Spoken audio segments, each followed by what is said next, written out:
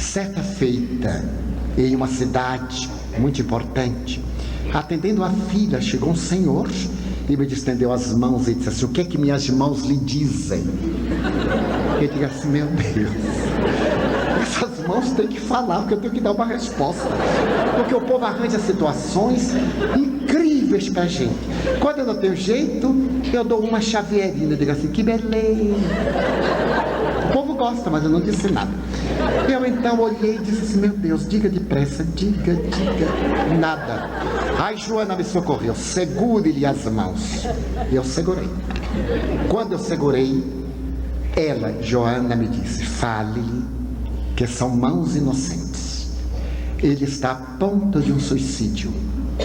Eu olhei para ele nos olhos e disse: suas mãos me dizem que o senhor é inocente. O senhor me garante até onde posso. Eu estou ouvindo dizer que suas mãos são inocentes. Elas não mataram.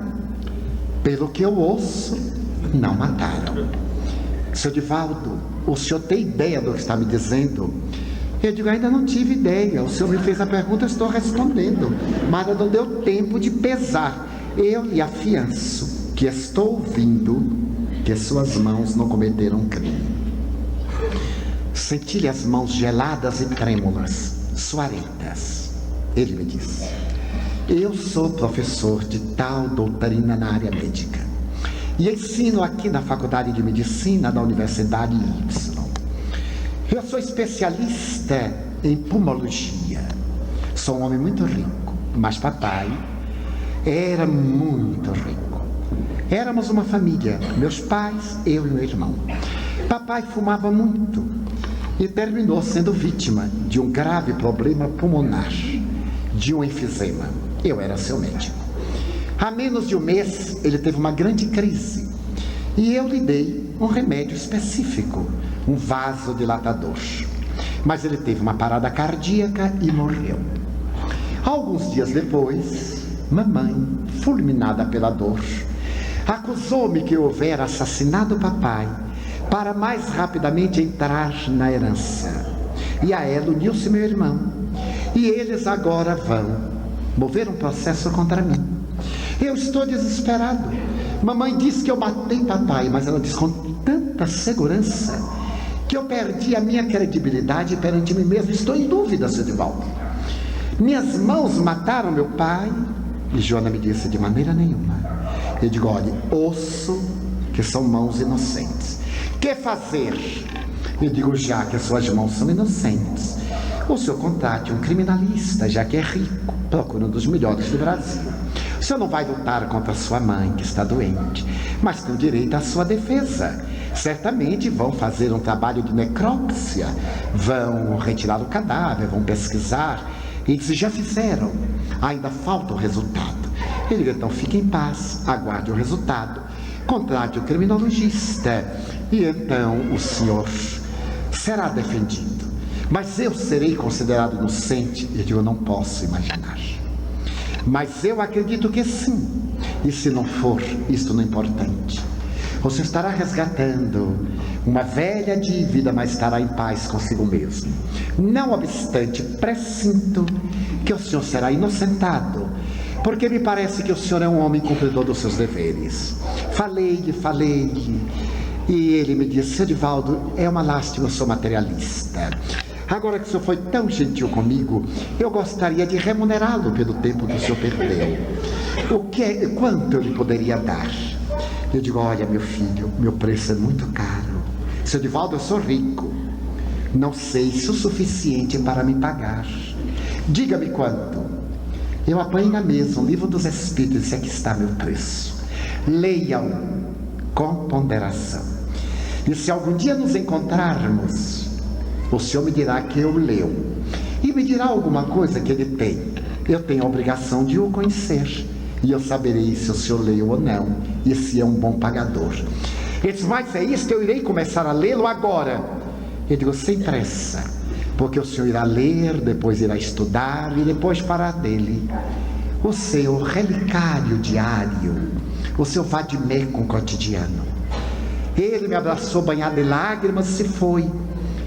Eu terminei a atividade e fiquei com aquilo na cabeça. Que tormento. Passaram-se meses. E digamos que 3 meses depois, alguém me chamou ao telefone em Salvador. E ele disse: Divaldo, eu sou o doutor fulano de tal, lembra-se de mim? E ele disse: o senhor é uma pessoa inesquecível. Seu Divaldo, mamãe tirou a acusação. Voltou ao normal. Os meus advogados conversaram com seus advogados e com o promotor. E como não havia nenhuma prova que me incriminasse, ela me pediu perdão. Mas agora eu estou com um grande problema, seu Divaldo. Porque eu sou testamenteiro. E papai deixou para mim, naturalmente, o que eu tenho direito. E para provar a mamãe de que eu agi com lhaneza e com pureza de sentimentos, eu vou renunciar a toda a herança que papai deixou. Então, seu Divaldo, eu li o livro que o senhor me deu. Estou lendo, estou estudando. E nas leis morais, na lei de amor, eu me planifiquei. Então eu queria dizer-lhe quanto eu sou grato. E tenho a ideia de pedir ao senhor os dados da Mansão do Caminho, porque eu gostaria de transferir a herança de papai, principalmente pela gleba imensa de terras que tem no estado X, para a Mansão do Caminho, para que o senhor possa atender aos órfãos, para que possa atender aos infelizes. Que lhe parece? Eu disse: um absurdo. Parece-me simonia, venda das coisas sagradas. Mas como eu digo que a mediunidade é sagrada, nós, os médiuns, não podemos receber nada, direta ou indiretamente. O senhor está me retribuindo por aqueles momentos, não é verdade? É, senhor Divaldo, sem dúvida. Eu digo: então, eu estou vendendo a mediunidade. O senhor que pode retribuir, muito bem. E a partir de agora eu só atenderei a ricos, e os que não podem dar outra coisa senão a prece. Mas, senhor Divaldo, eu digo: olha, o senhor quer realmente demonstrar à sua mãe e a si mesmo de que não necessita de coisas? Quero. Transforme este patrimônio numa fundação em homenagem ao seu genitor, para que ele continue mordomo desses bens. Venda metade das terras, edifique e administre, porque é muito fácil. O senhor me dá essa dinheirama toda e essa terra toda para ficar perturbado e o senhor ficar de longe. A vida convidou o senhor para administrar, não sou eu quem vai administrar. O patrimônio que pertence ao seu pai será um naufrágio. Em uma semana eu boto tudo a perder, porque a gente vai fazer aqui uma distribuição com os pobres que acaba em 15 dias. O senhor não conhece o pau da lima. Então, o senhor faz a fundação em homenagem ao seu pai e vai viver o ideal da lei de amor.